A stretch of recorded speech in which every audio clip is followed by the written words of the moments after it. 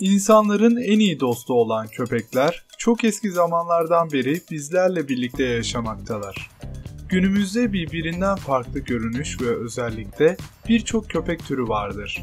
Bu türlerden biri olan Bulldog köpekleri bir zamanlar İngiltere'de boğa ve ayı dövüşleri için üretilmiş bir köpek ırkıdır. Adını İngilizce Bull yani boğa ve Dog yani köpek sözcüklerinin bir araya gelmesiyle almıştır. 1835'te İngiltere'de kan sporları yasaklanınca Bulldogların da görevi bitmiş oldu. Fakat bu köpekleri yetiştirenler ırkı korudu ve zaman içerisinde Bulldoglar sakin, sessiz bir ev köpeğine dönüştü.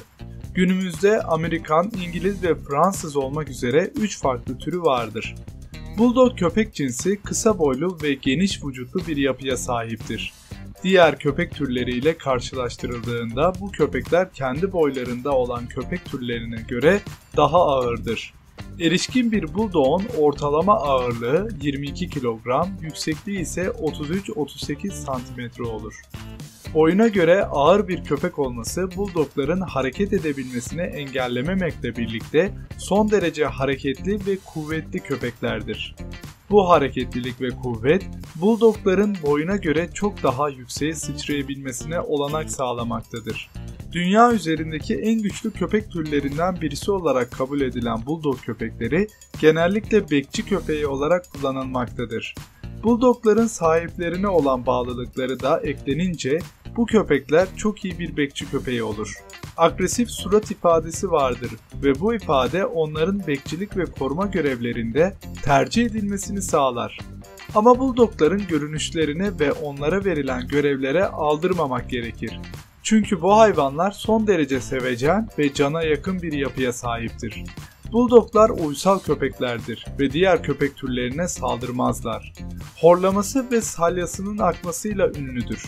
Bu köpeklerin son derece meraklı yapıları vardır. Çevreleriyle her zaman yakın ilişki halindedir. Bu nedenle Bulldoglar sosyal köpeklerdir. Bulldog cinsi köpekler genetik yapıları itibariyle havlama özelliklerini pek kullanmazlar. Bulldoglar sert tüylere sahiptir. Bu sayede çok tüy dökmezler. Hareketli köpekler oldukları için günde en az 25-30 dakika yürüyüş yapmak onlar için idealdir. İnsanlarla arası oldukça iyidir ve insanlarla iyi anlaşır. Küçük çocukları çok sever ve onlarla oyun oynamaya bayılır. Bulldogların çocuklarla arasının çok iyi olması, aileler tarafından en çok tercih edilen köpek türlerinden biri olmasına neden olmaktadır. Bu yüzden Bulldoglar günümüzde köpek severler tarafından bakılmak için en çok tercih edilen köpek türleri arasında yer alır.